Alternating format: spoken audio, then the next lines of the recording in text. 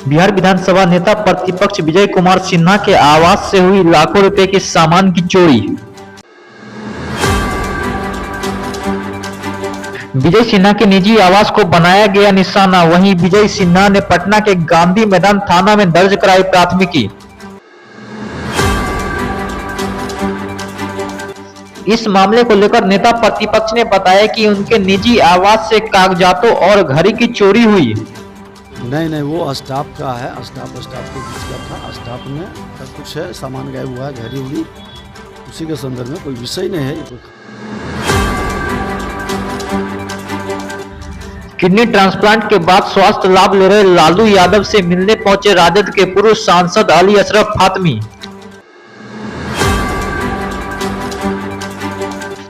वहीं RJD supremo Lalu Yadav 10 फरवरी को Singapore से दिल्ली लौटेंगे। अली अशरफ फातमी ने दी जानकारी।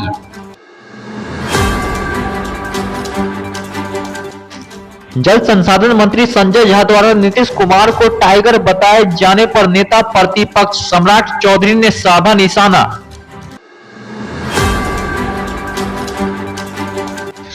सम्राट चौधरी बोले, टाइगर अब बूढ़ा हो गया है, उनकी कमान विदेश में बैठे लोगों के पास है।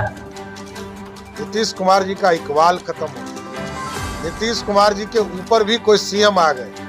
लोग इनको कह रहे हैं कि टाइगर जिंदा है, लेकिन हमको लगता है कि टाइगर जो है ये बूढ़े हो और इनका कमान कहीं दूसरे के पास है, जो आजकल विदेश में रह रहे हैं। बिहार के कटिहार में सीएम नीतीश कुमार के समाधान यात्रा में हुआ जमकर हंगामा। सीएम से नहीं मिल पाने से नाराज लोगों ने टायर और बैनर जलाकर किया हंगामा।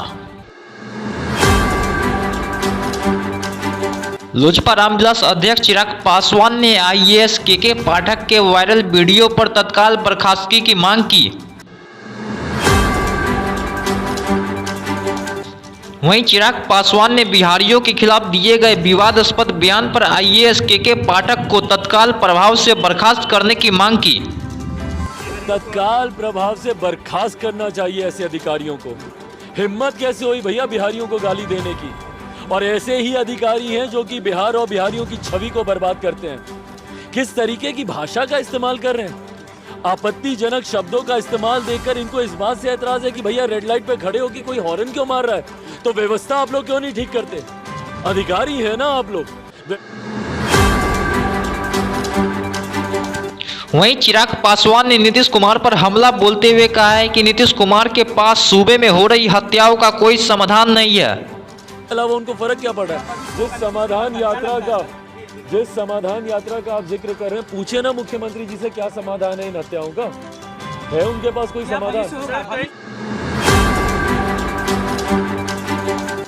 जदयू संसदीय बोर्ड के अध्यक्ष उपेंद्र कुशवाहा ने एक पत्र जारी कर पूरे बिहार से जदयू कार्यकर्ताओं को पटना आने को कहा।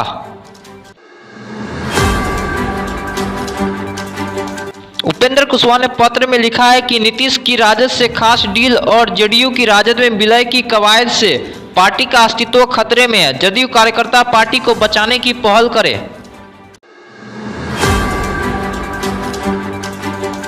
नागालैंड में लोजपा रामविलास अकेले लड़ेगी चुनाव।